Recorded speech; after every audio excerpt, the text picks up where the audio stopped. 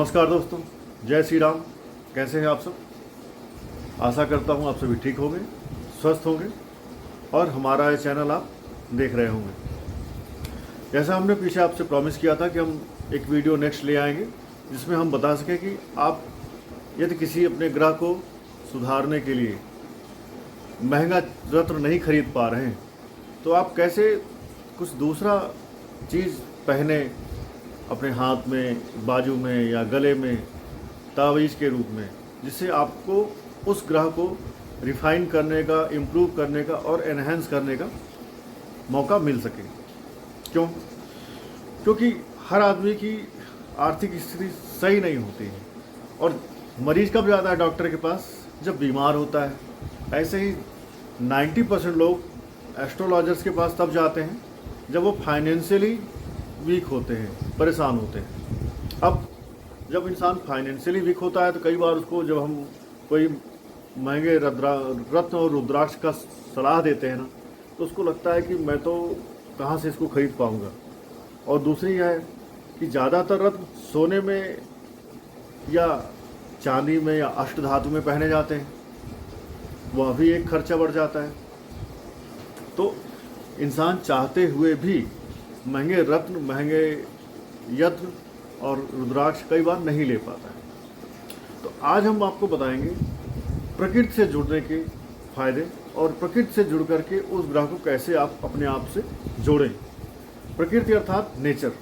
Nature में हर एक planet के अलग अलग प्लांट हैं। जब आप किसी प्लांट की सेवा करते हैं तो आप अपने 5 तत्वों में से earth element, water element, air element और स्पेस एलिमेंट, 4 एलिमेंट सुधार रहे होते हैं। क्यों? क्योंकि अर्थ पे आपने पेड़ लगाया और उस पेड़ को आपने संवर्धन के लिए पानी डाला, तो हमने उस पानी का यूटिलाइजेशन प्रॉपर किया। आपके पेड़ से हवा, ऑक्सीजन निकल रही है, आपने अपना एयर एलिमेंट बैलेंस किया। आपका पेड़ हवा में ऊपर जा रहा है, ऊपर जा कर के वो आसमान की ऊंचाई ना भी ले पाए तो अपने ऊपर की जो स्पेस एलिमेंट है उसको वो अपना जो योगदान है वो करेगा। तो आप अपने 4 एलिमेंट बैलेंस कर रहे हैं। साथ में नेचर को जितना हम बैलेंस करते हैं, नेचर को जितना हम संवर्धन करते हैं, पेड़ लगाते हैं, पौधे लगाते हैं, वो पेड़ पौधे हमारी आने वाली जनरेशन को भी कुछ देंगे। तो it is a type of investment which we are doing today for a better tomorrow. So हर एक प्लेनेट के अपने अपने कुछ पौधे हैं, कुछ पेड़ हैं। यदि आप रत्न नहीं ले पा रहे हैं तो उस प्लेनेट को, जिसको भी आपको एम्पावर करना है, रिफाइन करना है, उस प्लेनेट का आप लकड़ी, उस प्लेनेट के पौधे की जड़ या लकड़ी अपने बाजू में ताबीज़ के रूप में या अपने शरीर पे कहीं भी ताबीज़ के रूप में धारण करें। अब जैसे सूर्य देवता है, सूर्य देवता का जो पौधा है, प्रिय पौधा है, वो होता है आग। कहीं कहीं पर इसको मदार कहा जाता है या मंदार कहा जाता है। इसके फूल, यदि आप मंदार का फूल सूर्य देवता को चढ़ाते हैं तो एक फूल इक्वल टू एक असरफी, मतलब आपने सूर्य देवता को मंदार का एक फूल चढ़ाया तो समझो आपने सूर्य देवता को एक असरफी चढ़ाई। ठीक है?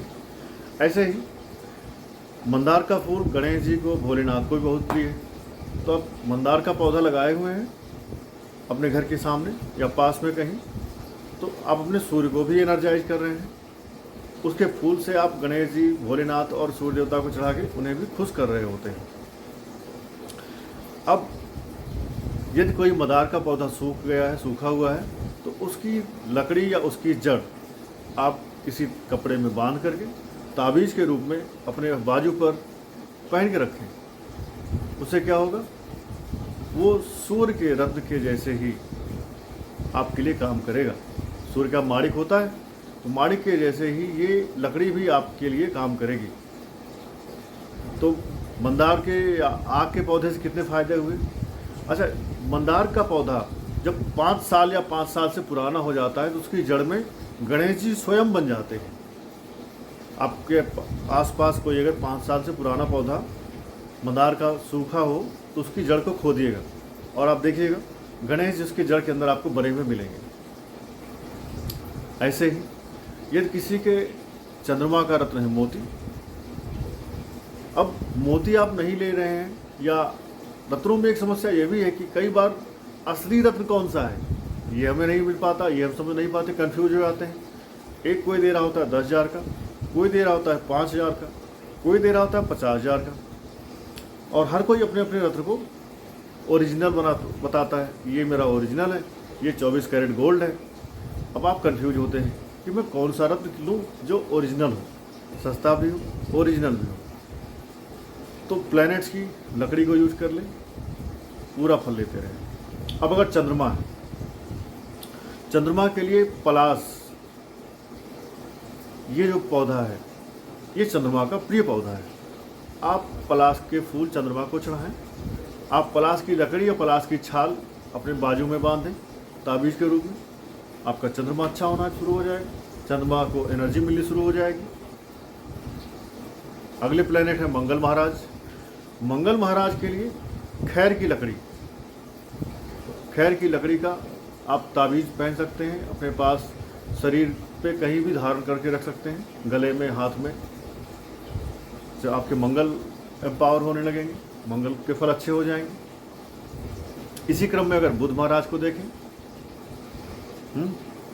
तो बुध महाराज को अगर आप देखेंगे तो बुध महाराज के लिए एक लकड़ी होती है अपामार्ग, उसको कहीं कहीं पर चिचिड़ा बोलते हैं।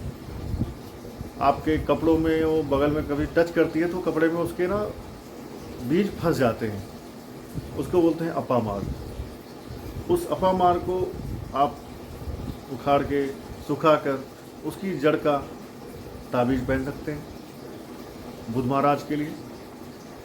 बृहस्पति महाराज के लिए आपको देखना हो तो आप पीपल की लकड़ी, ध्यान रहे पीपल को काटे नहीं, पीपल को कभी नहीं काटना चाहिए। जो पीपल गिरा हो, सूखा हुआ हो, उस लकड़ी को आपको यूज करना है। पीपल यदि किसी ने काट दिया तो समझो उस आदमी ने, पीपल के हर एक पत्ते में भगवान देवी देवताओं का वास माना जाता है, तो इसलिए पीपल का पेड़ कभी नहीं काटना चाहिए। वो अपनी मर्जी से कभी गिर जाए तो बात अलग है। तो पीपल की लकड़ी गुरुदेव बृहस्पति के लिए। और अगले क्रम में आते हैं शुक्र महाराज। शुक्र महाराज को प्रसन्न करने के लिए आप गूलर की लकड़ी, इसका प्रयोग करें। इसकी ताबीज़, गूलर की लकड़ी मिले, गूलर की छाल मिले, गूलर की जड़ मिले, उसका आप यूज करें। इसी क्रम में अगले हैं शनि महाराज।